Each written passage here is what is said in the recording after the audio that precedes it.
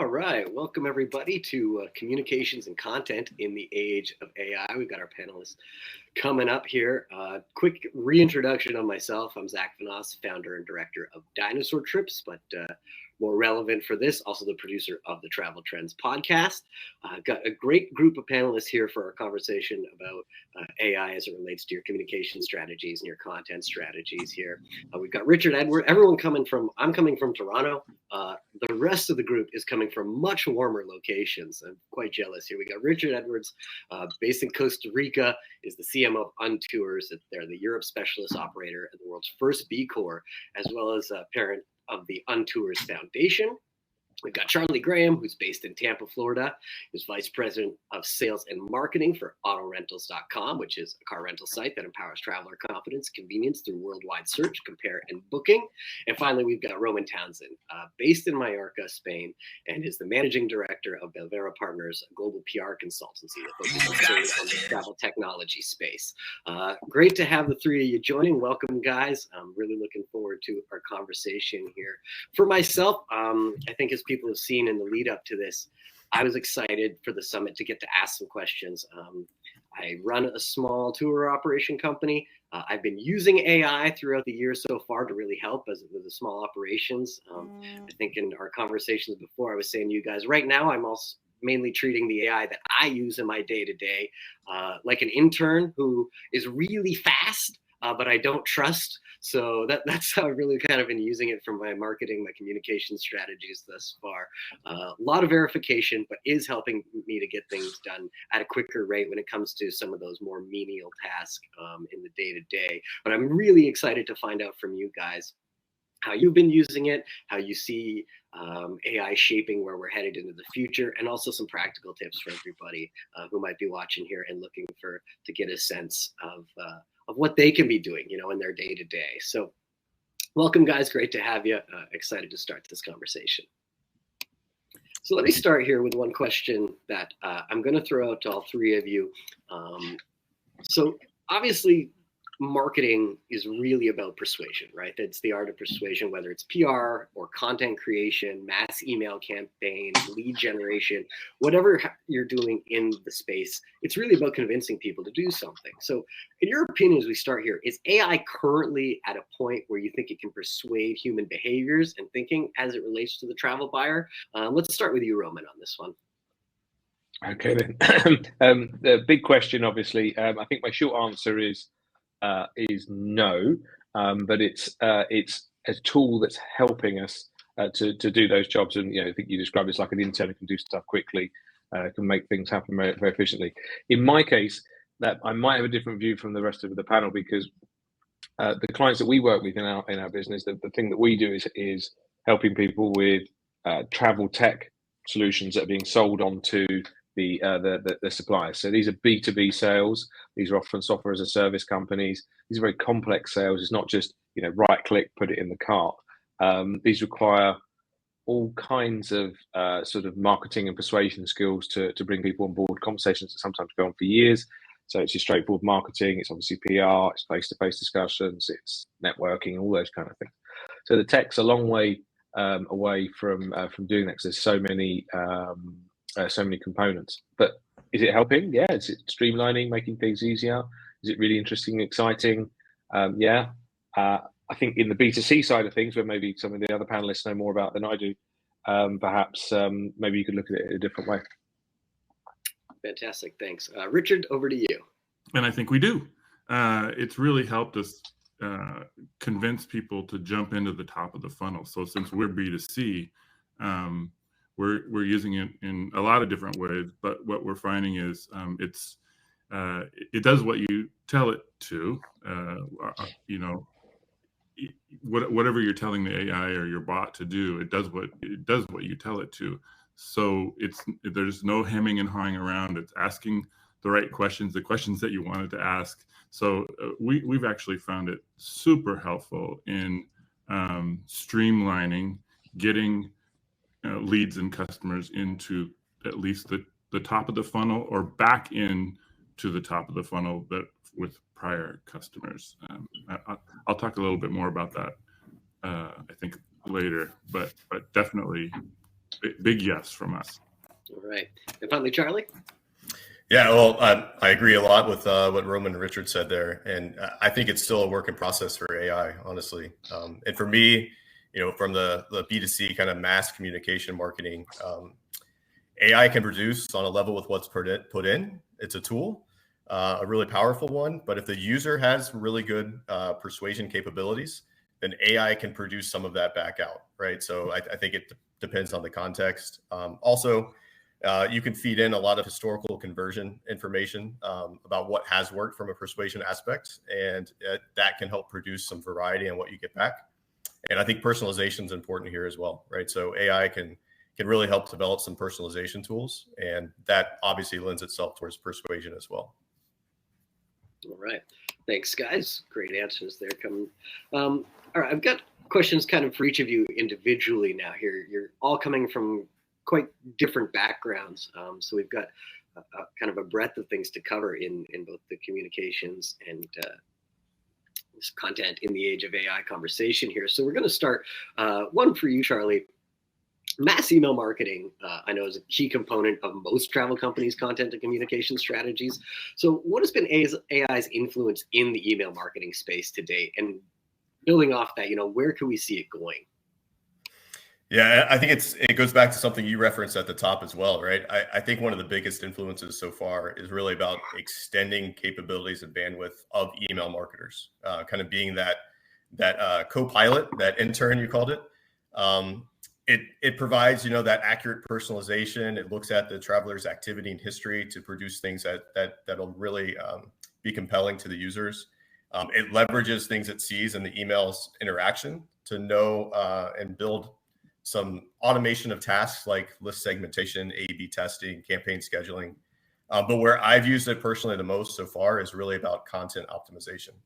And it's a really kind of simple task, probably compared to a lot of what's been discussed around AI the past couple of days here, but it's been really impactful, really efficient. I can get a lot of variety on existing successful email campaigns around subject line, preview text, dynamic content that goes in by interacting with AI. So I can't go in with a blank slate and just say, hey, do this, right? But I can go in with the right prompts, having a good starting point, and I can get really good outcomes from going at it that way. As far as where it's going, I think it's just going to get deeper and more integrated into those platforms. The personalization will get more exact one-to-one. We'll see a lot of hyper personalization, so extending the large language models to video and images, delivering those to users that really talk to kind of what they've done on site or throughout their user journey. And I don't know, beyond that, we're just at the tip of the iceberg. So there's really a lot more to come. Is there anything that you're really hoping it can accomplish, that you're like, once we get there, I'm going to feel that we're really headed the right direction? Yeah, I think there's a lot of customizations that will have to happen with your own internal systems, but being able to tie those customizations into multiple different AIs, right? So I mentioned the large language model, but the video and the image creations, and being able to tie that into user history or recent pricing. I think Richard, you were talking about getting people into the funnel, but being able to kind of give them some real-time information that helps move them over into the next step in the funnel. I'm really hoping to see that come about. Richard, Roman, anything you want to jump off there? All right. Moving forward here, Richard. Richard, I've got one for you. So one thing that we've been hearing about AI, as we've already mentioned within this panel, in fact, is how much it's going to significantly enhance personalization. So this obviously plays into lead generation and customer qualification. So how is AI currently impacting this realm of marketing and communications? And what AI tools or platforms are people using to help with lead generation and customer qualification right now? Well, I'm going to kind of take the quick case study route, because we're telling a lot of people are really interested in what happened recently with UnTours, is where we have taken a really moribund business, declining business, and started turning it around. And whenever you do that, I do that regularly. Whenever you do that, you just take inventory of what you do have. And what we found that we had with a 50-year-old business that's all about helping people understand a destination and travel independently was a truckload of content, a truckload of very precisely well curated content. So we don't have any marketing, but we have lots of content. So what do we do? Well, we could start a Lonely Planet competitor, but that doesn't seem like a good idea right now. So what are we going to do? We're going to push this content out and get it in front of people faster, and we're going to amplify the way we do that, because one-on-one we'll never get there. So we engaged a third party. Really, I'll give Sales Rook a shout out. And what they do is they kind of help you put that whole process together, including a bot that is deployed to engage with leads that you turn up through your advertising. And it has been a wild success, to the point where I had to turn it down. We were 83% up midway through last year over year, and that was too much. So it caused a really interesting problem, one that I had not run into as a marketer before, that I overloaded my team and I had to dial back. I hope it never happens again. You can imagine as a marketer the moment, right? But we ended up double digits for the year, and it's still working. And I guess I'm going to anticipate the next question, Zach. What the ongoing challenge is, just training that bot. It's because any question can be asked. So the more intricate that conversation becomes, the more intricate the questions and and so on. And so so that's been our experience. It's really helped with lead generation in a huge, fast way. So on that, is there, obviously you've got the learnings just in terms of, wow, I've got to turn this down. But is there anything else you took from that, as you push this forward, you're kind of keeping in mind, that people should be keeping in mind as they turn to this? It's all around that. Be ready. Have the staff ready.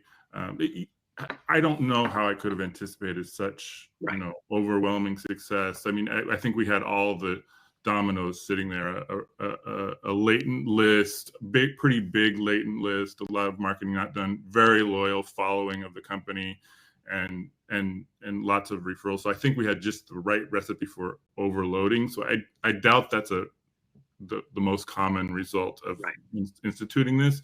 But I would say you need to be ready. Your team needs to be ready to kind of put out the fires that your AI, personas or whatever you're putting out there are creating, because there are some fires that are created with misinformation and such. For sure. Yeah, no, I think, it's so new, this technology. We're all learning. It's learning off of us. So I think that's pretty good advice. Just be ready for whatever can happen. Like I said off the top, like in treating it like an intern. Like I'm always checking, I'm always verifying. You can't trust entirely, but it certainly helps speed things up, or really rocket power in your case. Yeah, it was rocket power, because you send a new kind of email that's not going to have waves throughout the company. This actually did and can. Fantastic. All right, and over to you, Roman. So industry insight and experience are obviously an important starting point for creating great content. Are you at all concerned that, like, perhaps junior team members who are coming in right now and are starting to really rely on AI from the start of their careers, that they might miss out on developing, let's say, like necessary skills or insights to most effectively use AI as a tool in their careers as they advance? I mean, as I'm saying here, and Richard was just mentioning, like, you've got to be verifying, you've got to be confirming. But if these people are coming in and just being thrown in with AI from the get-go, is there at all a concern that they're not going to be ready to help kind of teach AI what they need to teach it? I think so. Yeah, very much. You raised a very good point. So I think coming back to the point that both Richard and Charlie have made, you get out what you put in, so to speak, and the more concrete and find out you can't just say I want more customers. Find me people in China or whatever. You've got to be very specific. And so that kind of input prompts. I think it's very similar to any kind of leadership role that any manager can recognize. That your teams can only deliver on objectives that you set them, and if you give them the guidelines and the training and all the rest of it, you've got to invest in And to be in that privileged position of leading, you need a mixture of skills. Obviously managing people and so on, but the industry experience and then the discipline of whatever it is that you specifically do. In our case here, I'm more of a comms person. The rest of you are more marketeers, but it's similar kind of discipline, isn't it?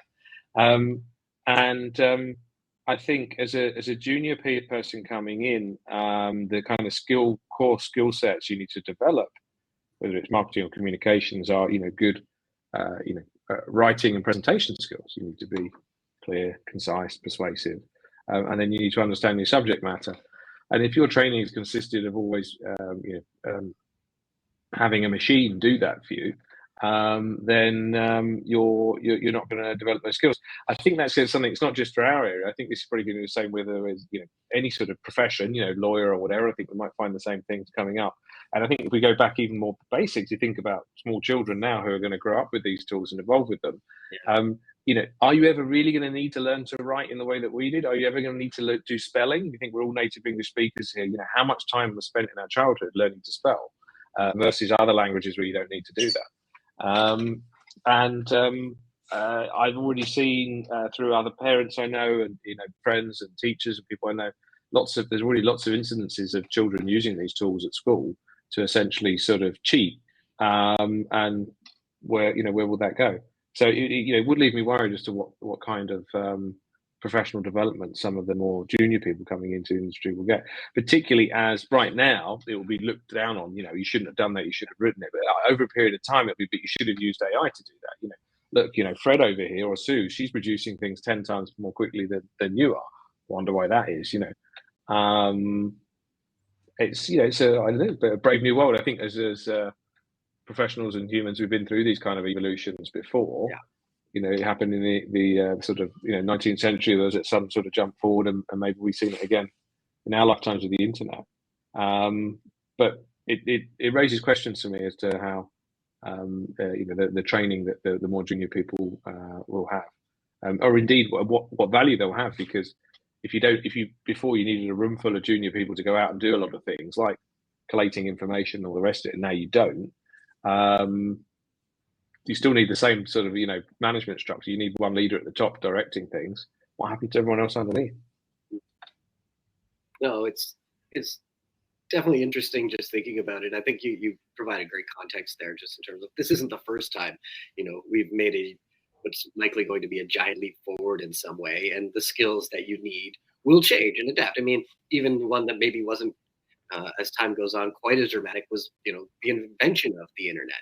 I'm sure I remember well as an elder millennial coming into jobs and relying heavily on the internet kind of for the first time, and people, you don't have the skill, you don't have the knowledge that you used to, you can just look anything up. So there's going to be both sides of this probably, where there's some things from the pre-AI that will be important to know, but the people who have come up in AI and are native to the AI world will probably bring in a lot of skills that those of us who have come up in the pre-AI world maybe just aren't as well adapted for. So I see junior people being very important in that regard too, just helping, the same way social media, you were always hiring younger people to help facilitate that. I can see that working in much a similar way. I mean, don't get me wrong, overall positive. I think it represents fantastic opportunities, but as someone who benefited from that kind of rigorous training and who benefited from a quite classical education before that, disciplined classical education, I think that it's given me real strength as a professional in life. I worry when I see, I just worry when I see any young professionals who age 18 went and did a degree in something very sort of vocational, and I feel they've missed out on that kind of that training. I had to think, but maybe I'm a bit old-fashioned. All right. Well, we're winding down to our final little bit here. I leave to the three of you any last words you want to leave folks with before our time is up. I'll just jump on this last kind of thread, and I've actually found it super helpful. I mean, I think when you combine the education, I think it's a combination because what's the thing that I hate worse in my job is doing the first draft. So if somebody's doing the first draft of anything, a presentation or anything I have to do for me, and it's pretty darn good, then I always have to spend a lot of time refining it. But But that's been a godsend, frankly. Absolutely. That momentum is fantastic. Yep.